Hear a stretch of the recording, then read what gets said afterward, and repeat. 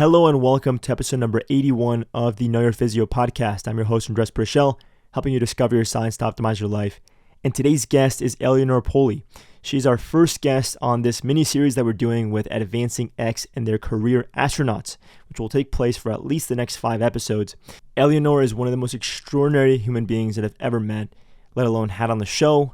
And the same can be said about every one of her colleagues that I had on the upcoming episodes. So strap yourselves in because their unique knowledge, experience, and perspective is enough to take us far above and beyond the stratosphere. Today, you'll get to learn how Eleonore applies science in her day-to-day to keep herself so productive, fulfilled, and mission-oriented in a very sustainable way.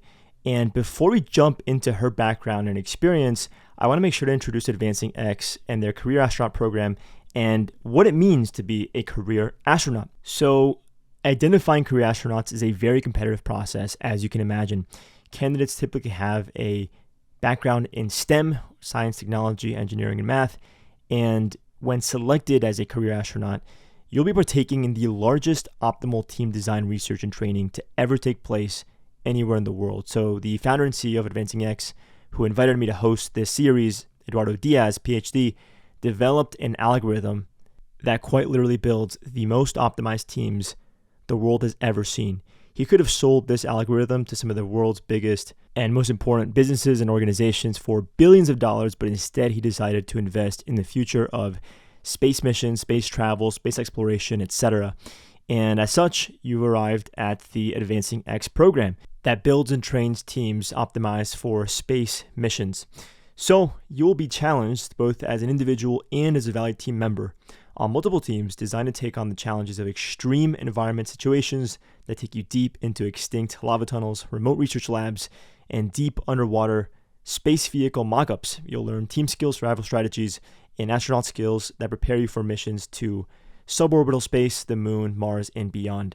I want to give a shout out to Eduardo and Victoria for approaching me with this opportunity, believing in me and my platform to share these incredible stories and to help inspire the next generation of career astronauts.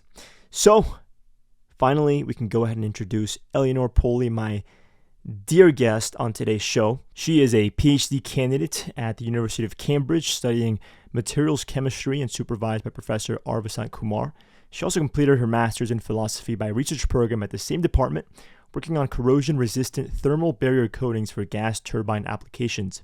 She studied material science and engineering at the EPFL before obtaining a bachelor's degree in mechanical engineering with a specialization in materials and processes at the Zurich School of Engineering, both located in Switzerland. She wrote 2 bachelor theses, one on developing tensile testing setup for 3D printed open cell aluminum silicium foams, the second on characterizing defects of the TI-6A L4V aircraft turbine discs. She also studied in 4 languages, French, English, German, and Swiss German, and now she's learning to speak Russian. You can find her leading and volunteering across all kinds of organizations, from Lego robots with children and teenagers to EPFL rocket teams. And she's a TEDx speaker, Ironman triathlete, analog astronaut, global shaper, model, and amateur pianist. She was born in Switzerland from an international family, and she's dedicated to reshaping the world for the better. As an analog astronaut, she aims to prepare for the future of space exploration while using her knowledge to help life on Earth, people like you and me and the planet as we know it. She's also the organizer of the first Analog Space Mission Conference to unite analog mission communities, and as a PhD student, she strives to contribute to the fields of science and engineering. As a global shaper, she raises awareness about the impact of the clothing and fashion industry on climate change, and as a musician and athlete, she values balance and beauty, as you will soon learn on this episode. Sustainability, understanding, and education are key features of her work. She has founded and manages 2 projects, the Climate Clock Project, a sustainability website that aims to provide tools for the public to mitigate climate change, and CHASM, CHASM, the Conference on Human Analog Space Missions. So today, we're going to show you guys how she applies science to optimize her life. We're going to dive deep on productivity, workflows, morning routines and evening routines, how she approaches her nutrition, supplementation, sports performance, how she manages to do this while living a very happy, healthy, fulfilled life, what it's like to experience burnout, how to prevent it, what it means to be mission-oriented in a sustainable way, and much, much more. So again, I want to give a huge shout out to all of the guests on this series ahead of time. I want to say thank you to each and every one of you guys. I want to say thank you to all the listeners and to Eduardo Diaz and Victoria for believing in me and my platform. And with that said, I hope you guys enjoy this amazing show. Thank you, Eleonore, for joining us. I hope to have you back soon, and I'll see you guys on the other side. I moved back to Switzerland three months ago, something like that. And obviously I'm in the French-speaking part at the moment. And apparently now I'm talking at the speed of light. Whereas when I was in the UK, obviously my accent improved. And I learned how to do public speaking and do interviews, because with different missions we were often on national TV, and we had to learn how to talk. I had to give a TED talk, so I had to learn to slow down. And then now that I'm with French speaking people, and I have my family is French, and they talk like blah, blah, blah, blah, blah. And I went back to Cambridge 2 weeks ago, saw some friends, and they all English native speakers, and I said something to them like, can we have a pizza? And they're like, what? Like, can we have a pizza? And I was just talking so quickly that I didn't get it. And I was like, is it my accent? Do I sound like, can I have a pizza? And they were like, no, you don't sound French. It's just you talk so quickly. So I have to sometimes think that you really relaxed right now. And then maybe you can speak. Well, so do let me know. What I would say is perhaps it's that maybe you think more quickly than a lot of people. And I'll go off on a limb and say this, but if you look at your track record, it seems like you're pretty sharp. I remember a friend of mine so I did my undergraduate in Lausanne and then in Winterthur, so both in Switzerland, and I did material science and engineering. And I remember this guy who was maybe 2 years above me, and he was nice, but he was really slow in his head. Like I would make jokes like this, and he would be like looking at me like a bit confused, and he seemed hurt because I would be very sarcastic, and he wouldn't get it. And he would come out of exams sometimes saying, oh, I forgot the formula, so I derived the whole bloody thing myself, and it worked. And I was like, wait, this guy, he doesn't understand my jokes. And it's not that he has got autism and doesn't understand, second degree. It's not that, he does get it eventually. It just takes him 10 minutes. So this guy who was so slow can actually solve problems that I would have really problems with. And I was like, how can you be a genius for this but be so slow? It's so weird. Well, I think genius can be very selective. I mean, if you look at the most successful people, what are they good at? Is they're really good at fulfilling a very specific niche. And maybe their skills and their intelligence is there, and it's highlighted there. Maybe they're known for that, but I think it's easy to assume that because they do one thing so well, that they're probably going to be very good at other things. But if you look at what it means to be human, right, we can't be good at everything. And so where you have some strengths, well, you have equal and opposite deficits. So... And actually, it's quite interesting. So the field I'm in, material science, is one of the fields where you have to be good at a lot of things. Still in engineering, so I'm not saying you need to be good at public speaking or soft skills, but you need to be good at physics and math and chemistry and biology, just engineering in general. And it's very interesting because if you look at the career path for astronauts, as astronauts, you also have to be good at several things. You have to be in good health, so it's good if you're a bit of an athlete, not high level because then you can't fit in the spacesuits. But you got to be good at this, good at teamwork, good at a bit of engineering skills, public speaking. And for me, that's something that always attracted me, both in material science and to become an astronaut. I never wanted to be good at only one thing. If anything, I'm actually terrible at many, many things, but I do enjoy doing them, and I do enjoy spending time getting better at them. And I think it's lovely when you can combine all of these instead of thinking, that's the one thing I'm good at and that's the one thing I'm going to do for the rest of my life. Because if anything happens, imagine, I don't know, you've got a job when you need both hands, and then tomorrow you've got an accident and then you can't use one of your hands, then it's done. The same if suddenly you stop loving what you do. If you have that one thing you're good at and that one thing that you really like, your life is over. Whereas if you've got so many things, you can always bounce back. And when one project doesn't go as well, you can always go to another one. It also means you can suck at all of them at the same time, and then it's really terrible. But the probability that this happens is quite low. I think it's quite an interesting thing, because lots of people don't know about material science or don't understand the tasks that astronauts have. And for me, it's great because I want, obviously, to do both. So I can see the parallel between the two kind of jobs or orientations, Right. So I think this opens up a conversation about the difference between being a specialist and being a sort of specialized generalist. And what you're describing is more specific to that concept of being very, very good at a number of things, not necessarily specializing in one, but being good at maybe 4 or 5 different things that then gives you a certain type of specialty. But if you have an accident or if you have a problem and you're not going to be in a position where you're necessarily isolated because you have other skills that are overlapping in other areas, meaning you can fulfill different tasks. And by the way, if you're a specialized generalist and you're decent, pretty good at several things, it also makes you a better team member because you get to understand the role that other people play and how you can play together. Whereas if you're super, super, super specialized, super, super niche down, you really become a sort of one-man army. And maybe things can turn out very successful, but who knows, maybe that career or problem that you're solving can become obsolete. And all of a sudden now, look at where you are here, standing alone in the middle of nowhere. So would you consider yourself a sort of specialized generalist or a generalized specialist or a specialist?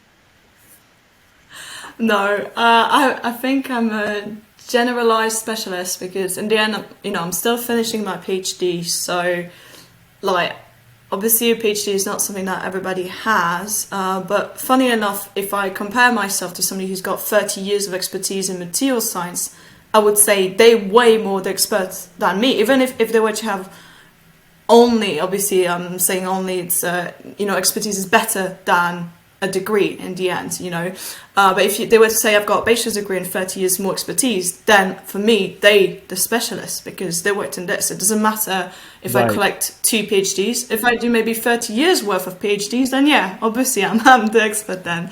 But still, so I'm a general specialist in the way that I spend my time doing multiple things. I spend a lot of time. For example, at the moment, I'm working a lot on analog space missions. I'm teaching a class. I lead an organization. I create a wiki. I create conferences. I participated in several of them. I give talks about them. But then the other part of my life is sports. Sports has been very much a very big part of my life. I did sports studies when I was in high school. I spend sometimes 15 to 18 hours training per week. So it's still something that compared to a lot of people, I'm very much specialized. But what's very interesting is when you talk to people, they think that you're very much high level. But if you will compare yourself to real athletes or academics from your PhD, or then to people who are the head of NASA, and then you're like, well, compared to these, I'm really by far not an expert. So, but it's interesting because you have to sometimes go in the background and think, okay, who am I talking to? Am I talking to that group of people who are extremely specialized, in which case I am not? Or am I talking to a general group of people who've got nothing to do with the field, for which I am the specialist? I am much more in the need. And I think that's for everything in life, you might think that you don't know much, but actually compared to which group you are in, you do. So just, sometimes be a bit variable. Right. Well, you know what? Yeah, absolutely. And actually, maybe a mathematical way to look at this is if you think about specialists being in the top 1% of what they do, and then you take someone like you, or even someone like me, because I too consider myself a specialized generalist. Let's say you have 3 skills that you're in the top 20% for. If you multiply those three skills together, all of a sudden you arrive at 0.8%. You're in the top 0.8% for that specialized general division, whereas someone else might be in the top one. So all of a sudden you have three skills that you're pretty good at, better at those skills than 80% of the population. So you're pretty good, but now you're actually more unique than that 1%, and you're more flexible. So I think that's what you're describing. Yeah. But what's interesting is you can be as unique as you want. It doesn't necessarily mean it's going to be useful for a job. Like what I really enjoy, for example, is when you prepare your CV for analog space missions and when you prepare your CV for a standard job, you don't show the same thing. Like when you want to be an astronaut, you're going to show stuff like doing scuba diving, flying, public speaking, engineering, DIY jobs, teamwork, blah, blah. For a job, they need to know your degree, what expertise you have in that field, maybe a bit of teamwork, and that's it. But they don't need you to give talks. They don't need you to do paragliding. They don't give a damn about that, because that's not what's going to make you necessarily a good employee. But as an astronaut, suddenly all these things become relevant. For example, I could be the top number one juggler in the world, and I don't know, maybe the best swimmer, and I don't know, like the number one plumber, but that wouldn't make me a qualified astronaut. Although I'm like literally extremely unique. So it's quite interesting. But the other thing I can add is when you know all those different skills, or when you're used to learning different skills that don't necessarily overlap, what's great is that you become very much confident that you can learn new stuff. Usually you learn these because you're passionate, because you're interested, because you're just curious, and you're kind of the person who says, you know what, well, let's go for it. Let's learn something new, regardless of if you need it or not. So you've got this internal motivation that will bring you very, very much far.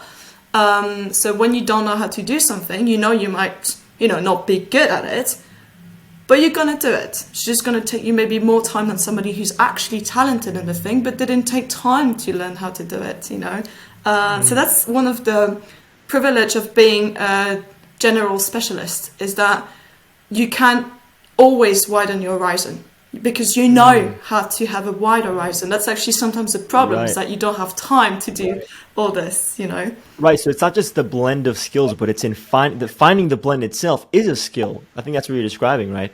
Yeah. And that's what keeps you open-minded and what helps to build that intrinsic drive to figure things out and to have confidence in figuring those things out. And so why don't you take us through what does a typical day look like for you? I mean, there's so many things that you're accomplishing and so many things that you're responsible for on a daily basis. Like how do you make this happen on a daily basis? How do you break it down?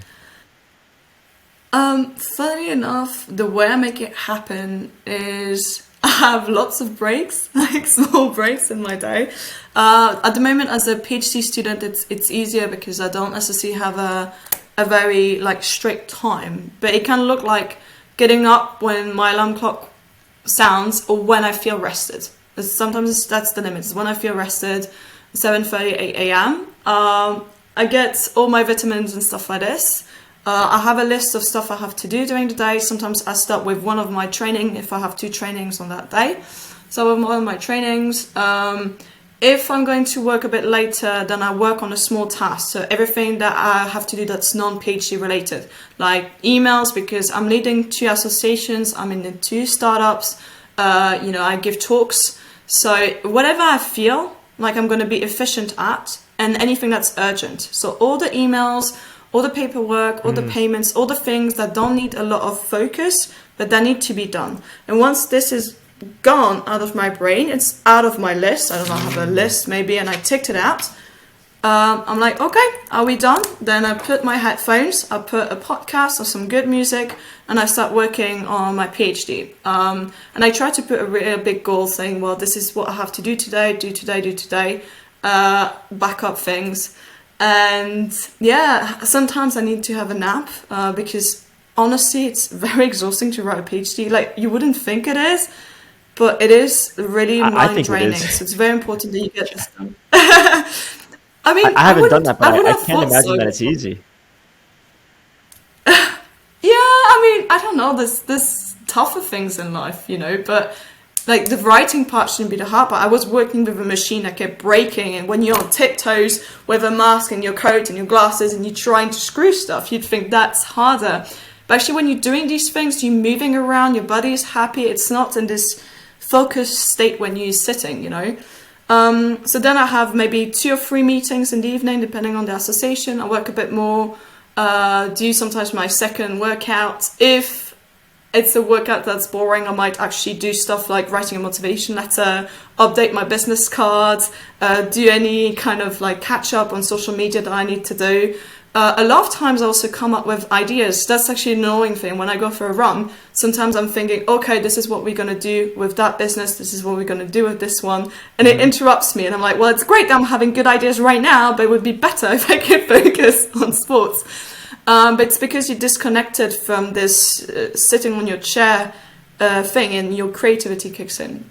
And yeah, almost every day is like this, very much shifting. When I was still in Cambridge, I would sometimes go to the microscope at midnight until 3 a.m, you know, because that was just when it was free. So very much flexible. In 2 months, it's more going to look like getting up at 6:30 in the morning, getting to the train, working on my like side businesses and hustles on the train. Then when I'm at work, doing work at midday, probably going to go for a run and one training. Back to work, then on the evening ride, finish the work, and when I'm home, probably free to do either one meeting extra, go to the lake, enjoy the view. I think that's one of the important things also. It's like just go on your balcony, get 15 minutes vitamin D in, or eat outside, change your horizon if you can. It's very important.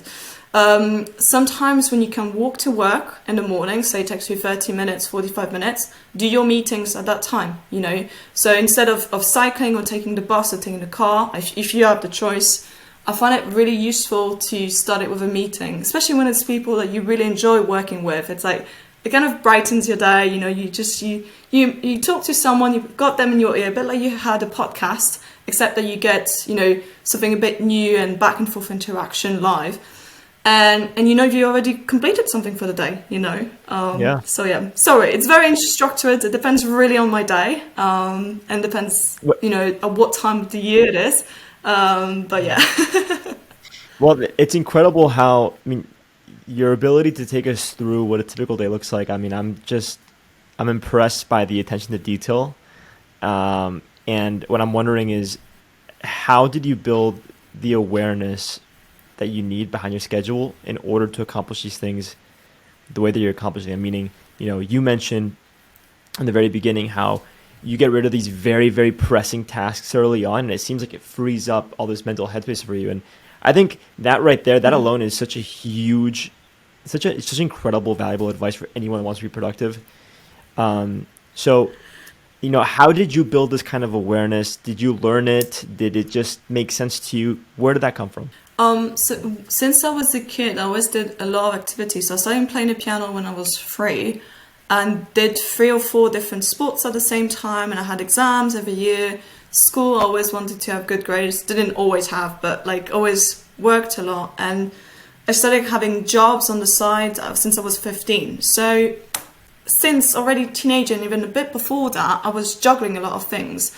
And when my parents would say, oh, we have this at the last minute, and we'd have to dash off somewhere, when I had planned to do, I don't know, that homework or that piano session, it would freak me out. And it would, you know, trouble me. So I learned only early on, you have to learn to be flexible and to not stress out when your schedule is being moved, okay? So that was one of the first lessons. Then when I went to university. Again, I was working side jobs and stuff like this, and yeah, I was realizing that I would try to spend as many hours as I could on stuff, but I wasn't necessarily productive. And then later on, I realized your brain needs to be free. It needs to be free from worry about your family and stuff like this. That obviously is often difficult to control.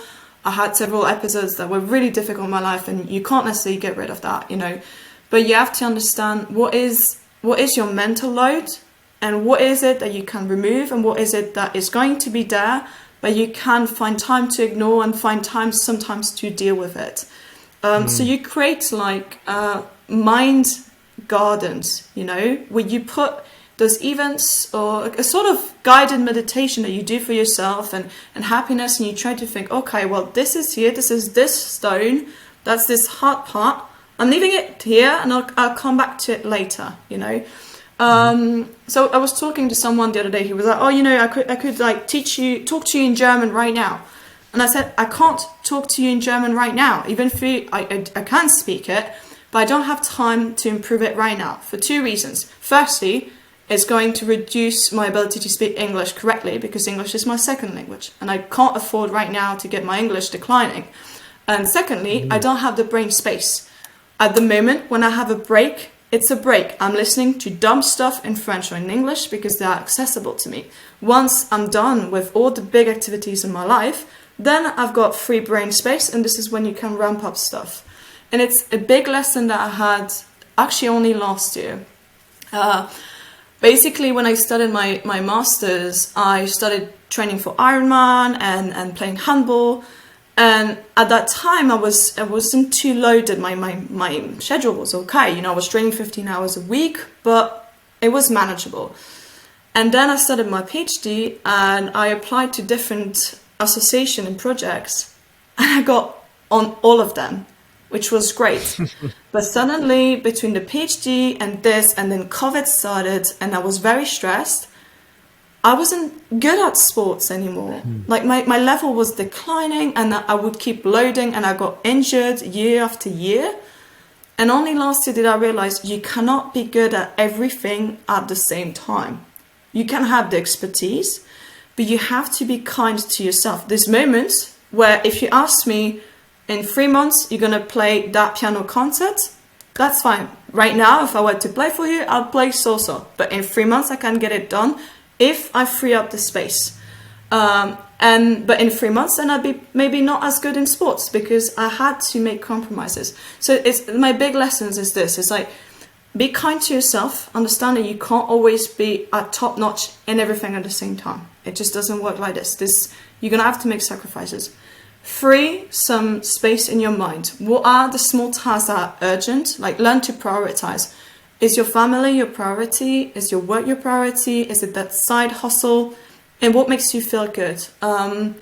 Back in September, I had a family issue and my sensors broke in the machine I was using. And I was kind of glad for this because I had to wait for the sensors to come back. And that freed up some time where I could be with my family. And going there and doing what I needed to do meant that suddenly my mind was free. I was like, I have done the task, help family. Now my brain is back on PhD because now the sensors are back. But it is that kind of thing where you find a trade-off, okay? What makes you happy? What is a priority? What is something that you can neglect? What is urgent, really urgent, that people depend on you? And also, the last thing that I learned is there's nothing in life that you can't undo except death. So that's the one thing. So if you have people in your family who are about to pass away and you want to say goodbye, you spend time with them. And the same for you. You know, are you happy in what you do? It's normal to have moments where you have to work hard and you're sad, but in the end you have to think, did I live the life I wanted? Your exams, your PhD, even your work, you know, there's something you can catch up on. It doesn't mean you're going to be absolutely perfect. Like it's difficult if you have family members who die or are sick, they might actually impact your career. But in your overall life, there's nothing that's really like that you can't undo except that. So that gives you perspective. You know, if tomorrow, like, I don't know, my PhD is not as good as I want, yeah, I'm not happy. But I'm alive. I'm okay, I'm healthy, you know, life is good. And that's something that we often forget. We think that exams are everything, that this price is everything. No, it's not. It's not, you know. Life is still good. There's still many, many things, and you should always look at that. So yeah, lists, priorities, getting rid of stuff, understand when you need a break. Also, when do you need to see your friends? when you need to be away from everyone, when do you need to go clubbing and just forget about everything. And during COVID, it was difficult. For example, I really wanted to go to, say, a metal concert and do some headbanging and just get all the screaming and energy out. And I couldn't. So you just put your headphones, you turn off the light, and you headbang for 5 minutes, and then you remember why it's really painful on your head the next day. What do you like headbanging to? So yeah, you compromise. You like headbanging too, yeah. You need longer hair, mate, though. I do, but who do you like headbanging to? What do you listen to? So my favorite band for headbanging would be Rammstein, and I'm going to see them in June, and I'm excited because I've never gotten to see them, and I finally told myself in June I'm going to see Rammstein and family in Switzerland. Let's go and do this. I don't think I would ever meet an astronaut at a headbanging concert. Oh, come on. I'm sure there'd be lots of us. No, but now that you're bringing this to my awareness, the balance that you need to find in order to perform at such a high level, it makes complete sense. But otherwise, I don't think I would have ever expected to see someone at that level banging their head. If anything, you want to protect every single nerve cell and neuron that you have in there, But sometimes it's an investment. We do scuba diving, and I prefer headbanging for 5 minutes than drinking alcohol or smoking every week. It's a trade-off. It's like I have some friends who, for example, were math geniuses, and they did martial arts for many years, and they had to stop because they were getting too many concussions, and they were like, actually, that's going to affect my job. But with headbanging, I mean, if it's once per year, it's okay. I mean, I haven't checked. Per year. Maybe I need to read papers. You're allotted one headbang per year, okay? Exactly. Enjoy it. What are some signs and symptoms that you can add more things to your workload, and what are some signs and symptoms that you need to reduce your workload? It seems like you're very aware of this. How do you know when to add? How do you know when to subtract? I mean, you get those moments where you get annoyed at everyone. I call it my, very logical phase. For example, right now, we're having a conversation, we're laughing and stuff like this. If I get a bit stressed, I get very robotic and very focused on efficiency. So I'm a very much mission-oriented person, but I'm also I've got empathy. But when I'm stressed, when I'm starting to get burned out, I'm saving my energy from the empathy side, and I'm just focused on the mission, on my job, on PhD. And I can feel that I'm snappy. If anyone is late for a meeting, doesn't do their job correctly, whatever, I just get frustrated because I'm like, it's not difficult. This is this. Because I expect people to do better because I'm dealing with so many tasks at the same time, and yet I still do better. And I'm like, that's not normal. You have one task, you should be able to do that. So I get very intolerant, which is not nice. So that's when I realized this. Sometimes I have problems sleeping. You can measure it with your heart rate. That's also something that you can measure with just overtraining. When you're overtraining, your heart rate's a bit too high. You can't sleep so well. You're not recuperating the same way. You got more lactic acid. So it's a kind of like a similar feeling, that you're not recuperating the same way. So you kind of want to be isolated. Your mood can be also quite affected in the way that you might be a bit more sensitive to things. So obviously you're a bit more angry, like in this mission-oriented thing, but also tiny things like things are not on time just annoy you. So that's why I'm really happy to be back in Switzerland, because usually things are really reliable. So the mental load is actually really removed, and that really helps. It's not perfect, obviously, but compared to the UK, it's actually very, very different. So yeah, you notice that, and I think that's the last limit for me, because I'm obviously very, very passionate. When you lose the will to do something, when you're not interested in it anymore, that for me is a sign that I'm burned out.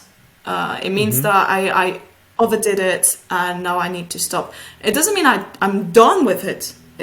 By far, I never lost a passion in anything. But it's just that at that moment, my body is shutting down. It's like, no, we can't do it. So you have to find a way to get excited again. And one of the ways is to go and do something else. in January I was a bit burned down because of lots of work, grief because I lost family members and stuff like this. And my solution, I had an extreme environment training planned, and I went for 3 days, sleeping in a tent by -10 degrees, ice diving, getting in a frozen lake, learning how to drag somebody who got a broken leg, learn how to deal with polar bears, prepare an expedition. And also one thing that I loved is you had to wear a gas mask and some earmuffs, some mittens that were too big for me. And Albon was like blowing snow in our faces while we were building a tent with a chronometer. Like he was timing us. I was laughing the whole time. It was one of the funniest experiences of my life. And the goal was to train you. If you're in an expedition and there's a snowstorm and you're tired and you can't see, you still need to be able to build your tent. And most people, I think, would get annoyed, but for me it was great. And I came back from this and I was like, oh, I feel so alive. And one of my friends was like, you're the only person I know who is like burnt out, went in a frozen lake and is now feeling better. And I'm like, well, that's who I am. Like, oh my goodness, I was not reading the news. I was not there for anyone else but myself. You're in survival mode. The only thing that you need is be warm enough, sleep enough, and even that not necessarily, and eat enough. That's the only things you need to do. You need to survive. And that's one of the best resets you can do, because again, it's this perspective things. There's nothing in life that you can't do than death. So as long as you're alive, it's fine. But you have to focus on staying alive, you know. So for me, it was great. I was like, oh, this is so cool. Love it. Wow. And I like the you mentioned the detail of wearing mittens that were too large, meaning you're cold. that's I mean, it was okay because I was well trained, but it was just very frustrating because like you try to grab stuff and you can't, like you really feel like you're an idiot, you know, like, oh my god, like you try to hold a thing like this and then he comes and he really blows in your face to make sure that it's annoying. But somehow I was laughing, and the more I was laughing in the gas mask, the more I was freezing, and then I couldn't see anything, which was worse. You know what's fascinating is you just had me reflect back on moments where I've been stressed out, and my outlet is two things that have been by far the most successful for me. That overlap very nicely with what you just described is freedive, spearfishing, and road cycling. Those are two hobbies that I love, but honestly, the main reason why I enjoy them so much is because I work a lot every single day, and when I'm in an environment where I feel like every decision I make is related to my ability to thrive and survive, I'm forced to be so present that I forget the rest, and that is the therapy, you know. So I'm wondering if, you know, hopefully people tuning in aren't going to go sign up for ice survival or an Antarctic survival course or some freediving or spearfishing, but the idea is find something that challenges you to the point where you can do nothing but be present in that activity, and you'll end up disregarding the rest and finding the peace that you need. Hopefully it won't put you in danger, but, you know, I think there's always value to a certain amount of risk. Yeah.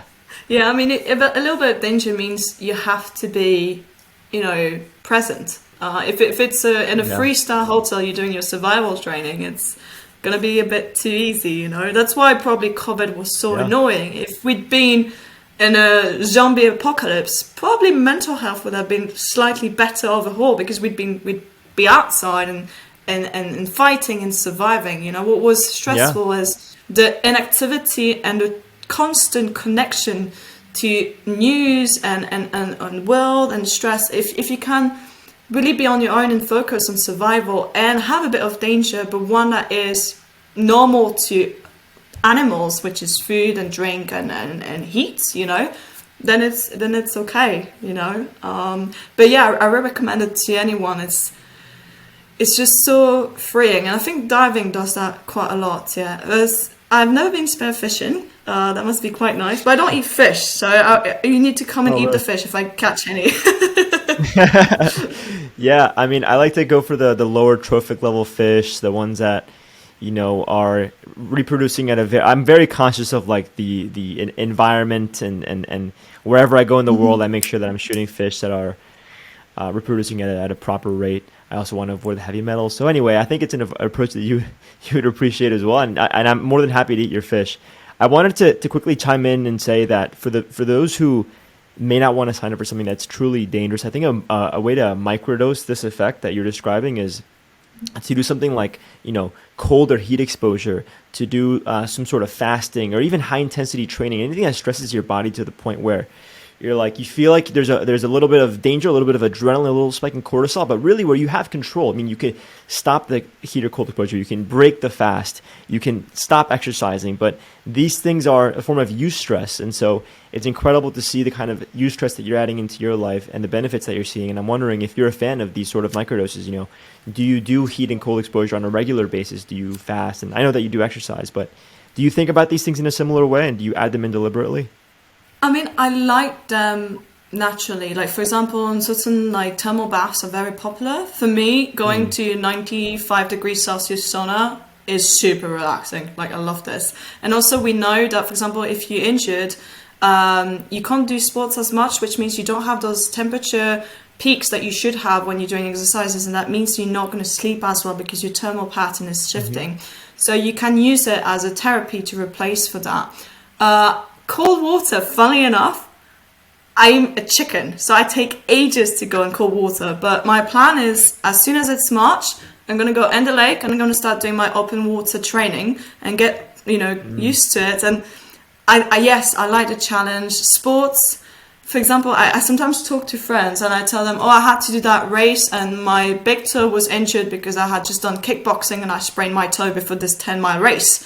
And they're like, why did you race? And I was like, well, I was registered. I'm not going to do it. I'm like, yeah, but your toe is sprained. It's like, yeah, and my foot is not broken. It's just sprained. It's fine, Or I would often bleed because I would forget to cut my toenails. And most people freak out. And you're like, just deal with it. And if you learned that you can do a marathon or half a marathon with an injury, like my marathon, the only one I did so far, I did it, I think it was 4 or 5 months after I had an operation on my foot. So I was 6 weeks in crutches.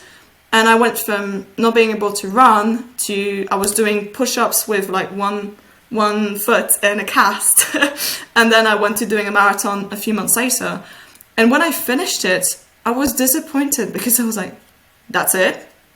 That's how hard it is? I mean, I went from, I was studying, I had lots of stuff, and I went from injury to doing it. And I was like, really? Like, come on, why I signed up for doing Ironmans, because for me, it wasn't a challenge enough. But obviously for some people you need to start early. So if they haven't started as kids, it's obviously good that they start at first and that you learn to train, even when you have blisters, as long as it's not big injuries that might get damaged over the time. I probably overdid it in that regard, but learn that the pain is part of it, that you're going to get bruised, you're going to get maybe a broken nose, you're going to get sprains, you're gonna get blood. I mean, karate, for example, because you're shifting your feet a lot, you often get blood blisters and then they break. What do? We say, stop, we clean it off, and then we keep going. That's it. That's it. Yeah. Deal with it. It's not the end of the world. Just know there's a procedure. And when you have those procedures, then you can deal with a lot of things in life. And actually, to jump on it, sorry, I'm drifting a little bit off, but something that please. I noticed that was quite interesting so I used to do mostly running races. And running races, I mean, yeah, you eat before, you check your shoes, you check your stuff, but it takes like 5 minutes tops, and then you do your run, and then you go home, and that's it. What I found very interesting with triathlon is how much, especially the long distance one, because the short ones, it's a little bit less, but still, you have so much to plan. All your kit has to be planned. When do you put it? When do you eat? Like, for example, I know when I need to eat, depending on the kilometers and how steep things are. I'm like, okay, if the course is flat at 60k on the bike, I need to eat. But if it's a bit steep, then it's at 55. I know this because you train so much. So even when you're racing, you're like, okay, then I'm going to put this, I'm going to do that movement. So right hand is going to be cap and goggles. Left hand is going to be the wetsuit. Then remove this while running. Then we touch the watch. We switch to the other thing. So it's a very much, you could put like a 1 by 1 step of your thing. And sometimes you're going to have stuff like your bib number is going to tear apart, or you don't manage to put your socks with the hand you want, or you're frozen and you're just really slow, or you need to pee, you know. But it's very much a procedure, and that's something I really enjoy. A bit like, you know, astronauts on the ISS, they have protocols for everything they do. Like, you repair the toilet or you go on experiment, you got a protocol doing everything. And you have to do your own when you do Ironmans. You have to really think, what kind of food, when do you alternate, how much do you have, like how much, I don't know, liquid are you going to drink? You're going to adapt to the temperature, the weather on that day. You can still wing it. I mean, my first half Ironman, it was my first triathlon. It wasn't my bike. It was the first time I used a wetsuit. I sprained my ankle literally an hour before the start, and I still made it and was one of the best days of my life. But I still had prepared 100 times more than I ever did for a running race. It's very much a protocol thing. And I think for people who maybe are not used to those big adrenaline things, it's a good way to kind of stay partly in control, you know, like that they know what's going on, or that they can plan a lot of things. And then when something goes wrong, it's still okay because 90% of the thing is planned, you know. So just a note for people who might be control freaks, triathlon might be a good spot for you. That's a really good way to put it. And, you know, what's clear to me is that your level of productivity, not just your level of productivity, but also your level of preparedness exceeds normal standards. And what I'm wondering is, you know, does meditation and visualization play a role? Do you practice these things daily? Because considering how much, not just how much you're accomplishing, again, productivity, but how much you're prepared for at any moment, which is a key skill for the high level activities that you are doing, whether it's astronaut, whether it's triathlon, etc. So do you meditate? Do you visualize to prepare, or are you just, is it sort of an innate ability that all the productivity affords you? So meditate, I use it when I'm very stressed out and happy, I need to calm down. Visualization, yes. And it's actually something I discussed last month when I was starting to prepare for the expedition with an explorer. He was saying 98% of your mission is the preparation, you know, and you have to visualize. So the whole 2 years before he would prepare his expedition to the North Pole, he would think, you know, you're in bed and you think, okay, I'm doing that movement. Oh, what do I do if this breaks? And for me, that happens naturally. So for example, I think it was in August, somebody commissioned and asked me to give a talk for May. So it's in 3 months. It's going to be in German. German is my third language. I don't use it that much. I need to prepare. And funnily enough, as soon as I got the email, got the date, right away, I started writing in my head. I was like, okay, the talk is going to be about this, about this, about this. I'm going to need to prepare this. It's like, it's automatically comes in my head, and I write it down, because then I have better things to do, because I still have like 8-9 months before of things to do. But the initial draft, the initial idea is most of the time correct. So I just put it on my phone quickly, I write it down, and then it's fine. And it was a talk I gave in January. I knew I had it for a year, and it was supposed to be my TED Talk, and I was not really happy about redoing my TED Talk. And then I saw that the subject was more on power of women, which was quite different from what I was talking about. And I was walking to my swimming pool training when I thought about the talk. And I was literally, while in front of the pool, I recorded it, like 6 minutes straight, just first draft, recorded it, sent it to the guy who was the head of the organization, asked him, can I do this? And then I do part of my TED Talk, because I think this would really help into getting. So literally, that's how I was like, sorry, there's a bit of wind around, but I just had that idea. If I had waited till I was done with my training and tired, probably that idea would have been gone. But the fact that I can put it down right away, I've already anticipated, already did part of the job. So that's how I deal with things. Is yes, I visualize. Like I visualize, okay, what am I going to do? Like, okay, for example, I have a training after, I have to think, my shoes ready, is my watch ready, is it charged? So I think about myself on the thing, and I'm like, oh yeah, I need headphones, they're here, you know. So yeah, this is very useful. Is imagine you doing this, and for example, if you're giving a talk, you're probably going to think about the content on the slides. But one thing that helps is Think that you're a spectator in the room and you're watching yourself. What are you going to be wearing? What movements are you going to do? What emotions do you want to see? What's the kind of impression you want to give? And by having this external view, you can already control some of the facts, and that actually relieves a lot of stress. If the night before your talk, you don't know what you're wearing, it's not necessarily important, you're not a model, it's nothing. But if while you're on stage, you're like, oh my God, I forgot to zip my trousers or this, you know, it's stress that you don't need. It's mental space that you can't afford. A bit like Obama is always wearing the same suit. It's that kind of thing. Think, what do I wear? Do I have pockets? Can I put my phone? Am I going to need my phone at that time? Where am I going to put my bag? Is it going to be accessible? And those little details mean that the important stuff you can focus fully on because you took care of all the small, tiny things. Because you visualized them, you rehearsed the dumb things that are still part of the job, you know. So yeah, and you're sort of in the process. You're well, in the process, what you're showing me is that you're reducing decision-making fatigue, because at the end of the day, you can only make so many effective decisions. Yeah. You can only do so many things well. And what's really important for you that day that you're going to give the presentation is the quality and the content and the engagement in that presentation. Everything else is important, but it's really irrelevant. You just need to sort of automize it and you know, reduce all the decisions that you have to make so that you can just focus on what matters. And this is actually a concept that was introduced to me a while back, a few years ago. And when I learned it, that's what finally motivated me to start getting rid of clothes in my wardrobe. Because I saw it as a completely different thing. I started to think about decisions as I can only make so many in a day. So why don't I just reduce the clothes that I have so that in the morning when I want to be productive and take care of these urgent things that I need to just put aside so I can focus on the rest of my day with peace of mind, I can't be worried about what I'm going to wear. I can't be worried about what I'm going to eat. I can't be worried about what I'm going to supplement. I have to have a morning routine that works for me, and I have to have a wardrobe that works for me.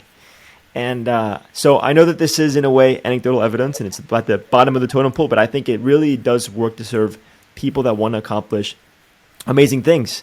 You need to free up the mental headspace, the mental real estate to accomplish those things. You can't be focusing on what you're going to, like, yes, just get it out of the way and focus on what's important. Exactly. But you can still enjoy preparing for it, and like you can say, oh, this will happen, and like it really depends also how much you need for certain things to be a certain way. Like for me, like I don't mind eating pesto pasta for breakfast. You know, if I don't have cereals, I just eat that, and I just make a mental note. Okay, you had your carbs for the day, then the rest is going to be mostly proteins and fruits. You know, kind of a just a mental note that I'm deducing this, but. It's such a habit, it's such a cycle. As you say, you have to automate things. The same way the first time you drive a car, you tense, you know, you're like, oh my God, I have to think. And now you're like, you know, like, yeah, this is fun. Yeah, I've seen, like, it's not that you're not watching, it's not that you're not attentive. It's just, it's so natural that you know exactly who's behind you, who's on the left, who's on the right, without having to do the 1, 2, 3, 4, now I can go, you know. And a lot of things you can do in life like this is just that you have this natural thing. Also, you're going out, okay, right pocket, keys, left pocket, wallet, phone, okay, we can go out. Especially if you've got a form of ADHD and stuff like this. It's very useful if you got these protocols because you don't, you know, you got this. So yeah, you know what it is. Yeah. If you do this, you save so much time because you're not going to forget about these things, because it's like just 1, 2, 3, 4, like a music. Okay, ready. 1, 2, 3, 4, ready. And then you never have a problem. And it's super useful, really. You know, I do have ADD. I was diagnosed a while back. I took medication for a very long time. And what I notice is that when I have too many decisions to make, I end up dwelling. I don't make any decision, and then I waste time. And then my perception of time is skewed, because I'm trying to justify something that isn't normal, you know. So what works for me is having this sort of minimalist approach and having these mini routines laid out so that I can just focus on what's important and what matters. I'm glad that we have that in common and that we can recommend it to folks who are trying to accomplish amazing things, because you need to create a system for focus and attention. Something else I wanted to mention here is that I really appreciate the approach that you take to your breakfast, which is, all right, I just need to get it out of the way, and then making a mental note of the macronutrients. You know, generally speaking, you can look at food this way, and especially when you're, you know, incorporating athleticism into your day-to-day, you want to, you know where you need to sort of balance with the protein, with the fat, with the carbs, and sort of you can just deduce from there. So it was very nice to get that. Um, Actually, if you uh, want a quick anecdote on this, yeah, please go for it. I love meat, but I try to eat as little meat as I can to reduce my impact on climate. The problem is when I was training for my marathon a few years back, I got massive anemia because I was only eating chicken or like not too much protein, and I thought chicken had iron and I didn't know it didn't have, and I wasn't compensating with the right peas and like vegetables, and I got anemia so bad I could barely breathe and I would sleep all the time. I couldn't focus. It was really bad. Oh So wow. I started taking pills, and then I started checking. Okay, I don't want to eat too much meat. Also, you know, as a student, meat is very expensive and blah blah. So I checked exactly, okay, what vegetables are good and what are not. Starting eating flexitarian but mostly vegan with the right amount of iron, and plus taking pills to compensate a bit. And sometimes I would have a really nice like steak or something like that, but it wasn't the majority. And it got really better. And during COVID, my department closed, and then when we reopened, we were allowed only 20 minutes break. Not people with us. All restaurants were closed. Not that much food. And for me, instead of thinking, oh, I'm gonna get some bad food, I was like, okay, tin can of chickpeas. Chickpeas have fibers, protein, iron. They Yeah. fill you up for like 5 hours. You got everything you need. And before I would put olive oil and pepper and salt and put it in an ice bowl. During those COVID times, it was you take the can, you empty the water, you take a fork and you eat from the can. And it Yep. wasn't glorious, but it really made the job, because then I wasn't hungry for hours. I knew, like, Gets I the did the job job for done. my body. Exactly. And then when you're at home in the evening, that's when you can cook yourself a nice meal, or treat yourself if that's important. But I was lucky that for me, food is nice, but it's not my main thing. For me, as long as I know that I'm safe, that I'm watching out for future me, then it's okay, you know. So yeah, No, I think chickpeas for if the win. maybe, when I post, let's say, pictures of my food on Instagram, it looks very pretty, right? But 90% of what I eat is not pretty at all, but it gets the job done. So I can focus on what actually matters. I know that I'm getting my macros and my micros. All right, on to the next thing. Let's be productive. Let's do this. Let's do that. I love that. And if I want to return to an idea or a habit that you mentioned that makes for very effective productivity when it is appropriate in your schedule, and that's recording the good ideas that you have, no matter where you are. And so, how can we, if we can help the people tuning in be aware of this, and maybe open up, what kind of tools can you recommend? I know that you have, let's say, the notes section on your phone. You maybe have the recording on your phone as well. But are there any other tools that you have readily available when these good ideas come? And yeah, you have a journal. Okay, great. And do you So tend to not keep a that journal. journal near your Yeah, it's more like nightstand, or? it's a notebook. I do have a notepad next to on my nightstand in case, but I Okay. rarely have very good ideas on it. I once started writing a book at 3 a.m. because I couldn't sleep. I still want to publish it next year, but Wait. I had a You didn't half. finish it in one night, did you? I wrote like 20% of it. It's going to be a very short book, but I wrote Okay. 20% of it in like 2 hours and a half where I couldn't sleep. I had a half marathon the next morning and I couldn't sleep. And I was like, you know what? Yeah. And I wrote this I'm gonna write on that my book. Google Drive on my phone. I know. So the tools I recommend, obviously, most of us have our phones. So it can be your recorder, the notes section. I tend to love writing down things. Like I learn by writing down. My handwriting is terrible, but writing down is a way to make it real. And then you know it's safe because it's safe kept and the location. You are allowed to think about something else, you know. So sometimes it's just about that. It's about taking this idea and depositing it somewhere safe. Another way is to talk about it to friends. You know, it's like saying, "Hey, I got this idea, or you just give them a call or a message, whatever it is. You can write it on a napkin if you have to, you know, but you don't need a specific tool, just something in the form of material, either like, you know, vocal or written, that you can then look at later. Or it can be images, you know. Sometimes, like when I had 2 options for my PhD, I could do my PhD in Cambridge or do my PhD at the European Space Agency in collaboration with Switzerland. And I was at the airport and I had to give my answer. And I took a notebook like this and I did several drawings. And one of them was, you have a person and you have lots of person around and lots of connections. And there's sports and there's associations and all these people were opportunities. And then there was the other one that was a person and no sports or external and this thing external. And what I was trying to represent was the fact that the decision I took to go to Cambridge was because the network and the opportunities I had from a social standpoint and association standpoint was bigger. But I needed to visualize this to say, this is the most precious one. This is the choice. But I didn't put words. I didn't talk to anyone. I was alone and literally at the airport thinking, okay, now you have to make this big decision. This is the next 4 years of your life. What are you going to do? And you just make a drawing, or you just, I don't know, say 1, 2, 3, I like this more, whatever it is. But you visualize, as you mentioned before, and you make it real on a paper, on your phone, on your computer, on a chalkboard. Pee in the snow if you have to, if that's the only way of writing things down.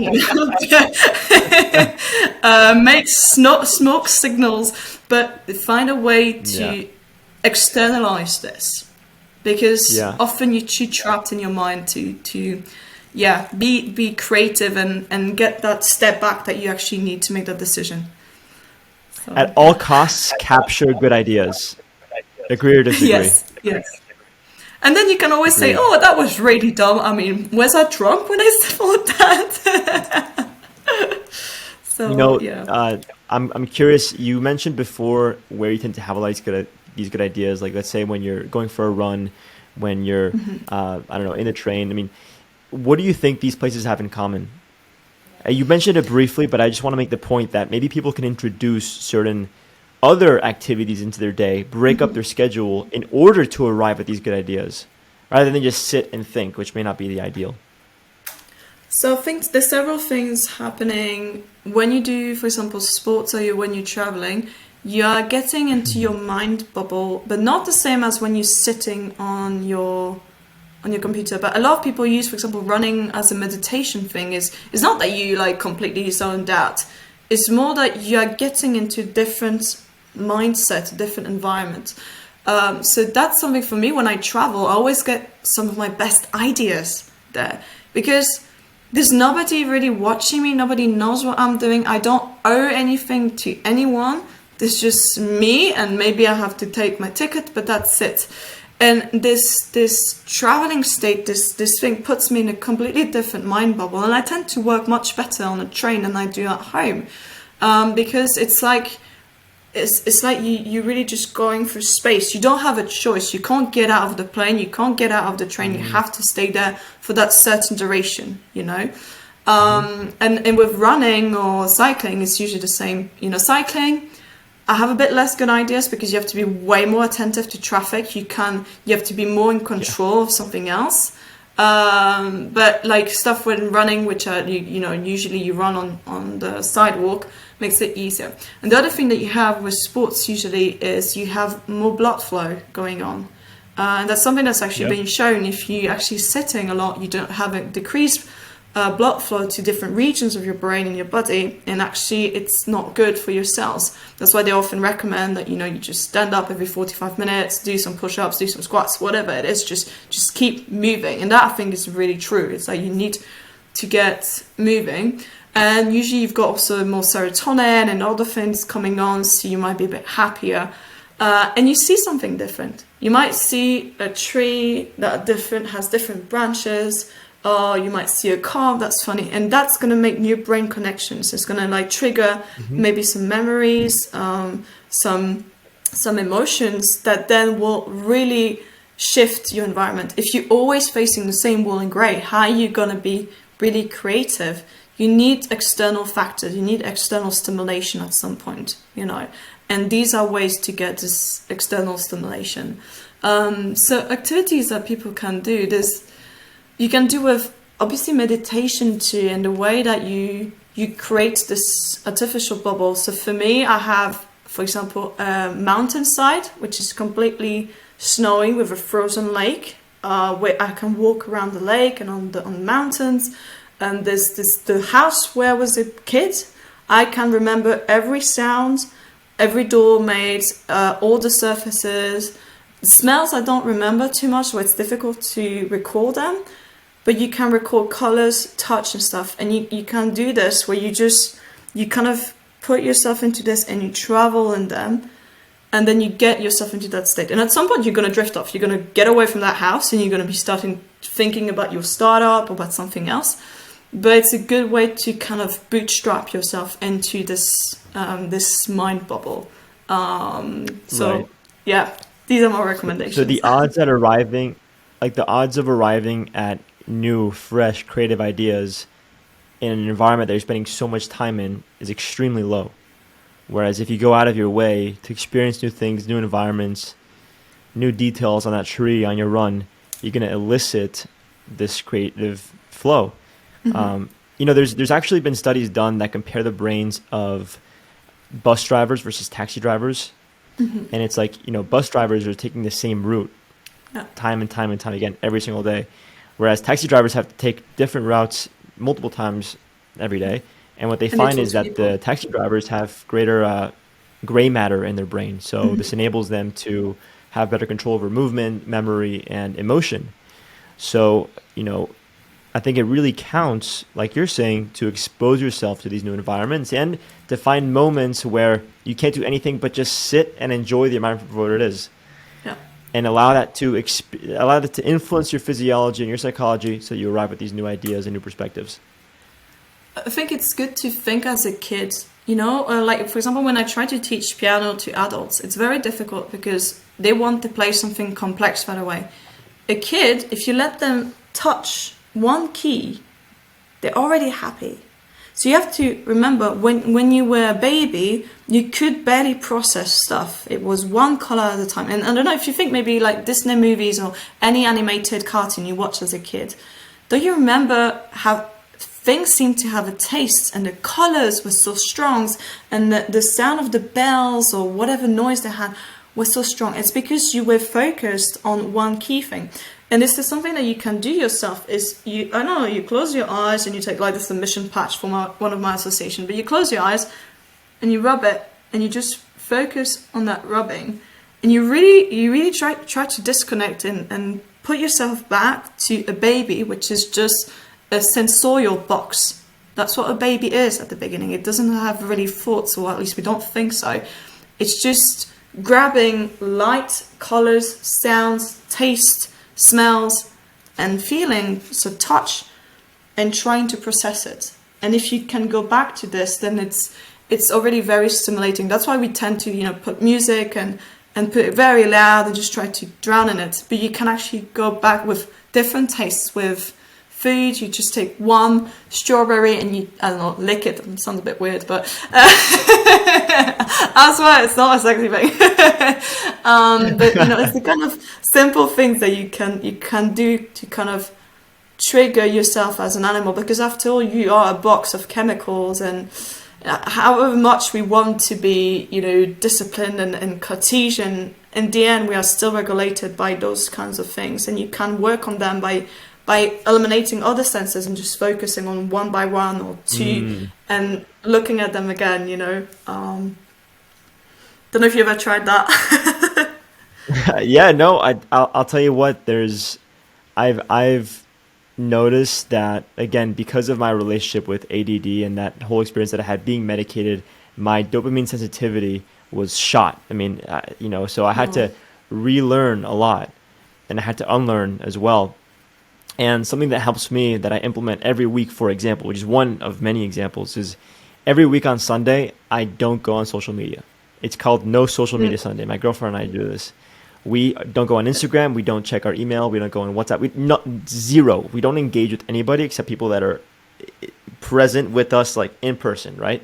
And I think that alone just helps me start the week with literally more dopamine and therefore more motivation, more productivity, more focus.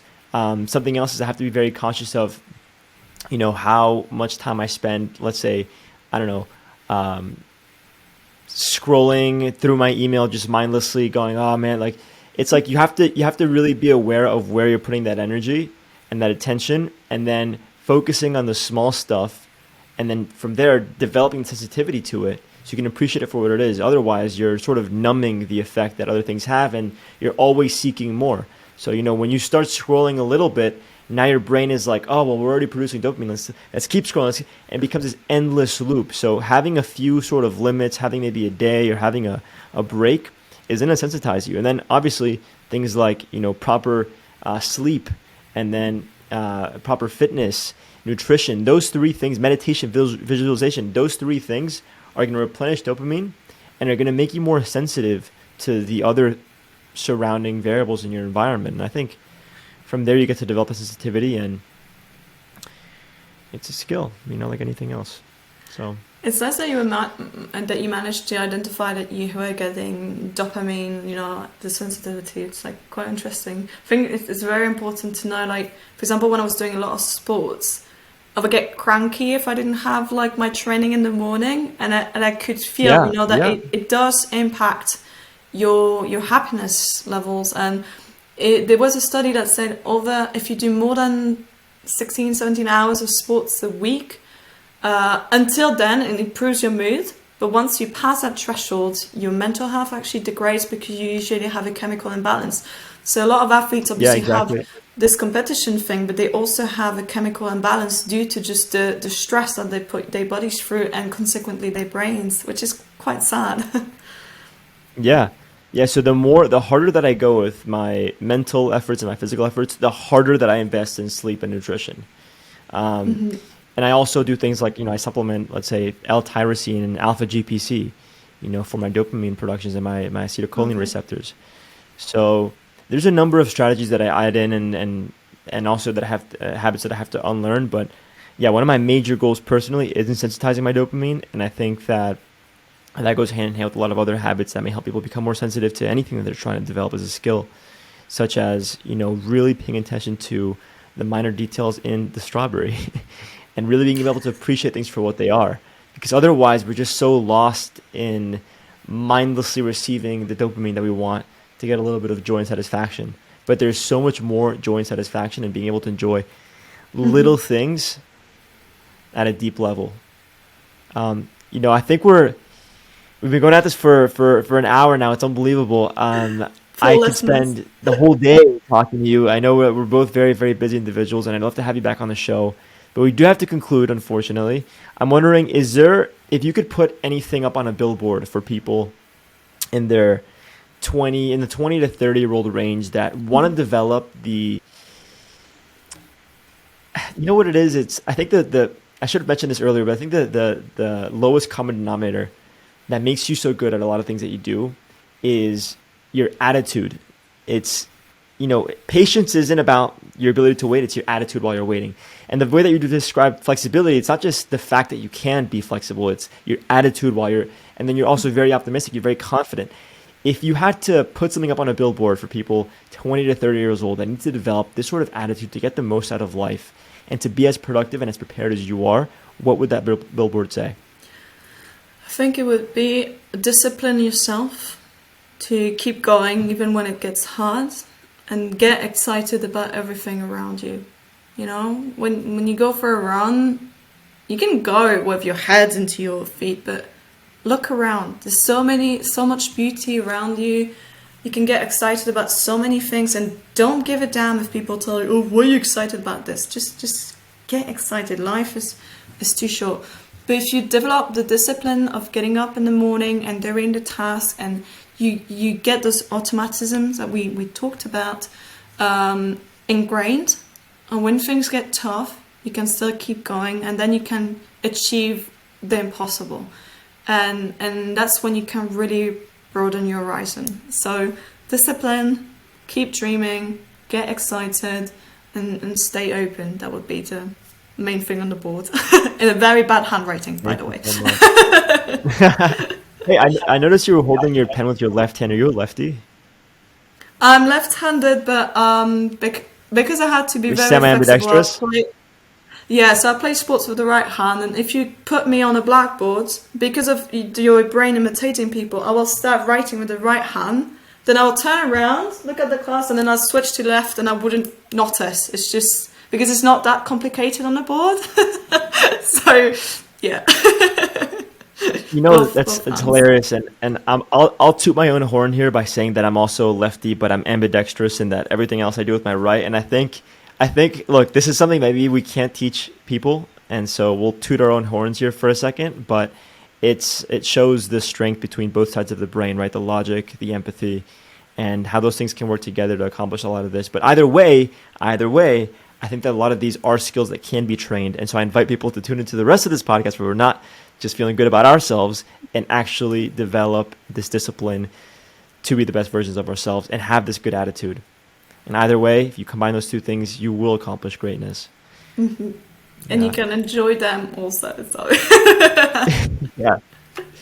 Hey, so where can people find you? Where can they learn more? And actually, where can they connect? There's not that many people named like me. So if you put Eleonore, so Eleonore space Poli, Poli.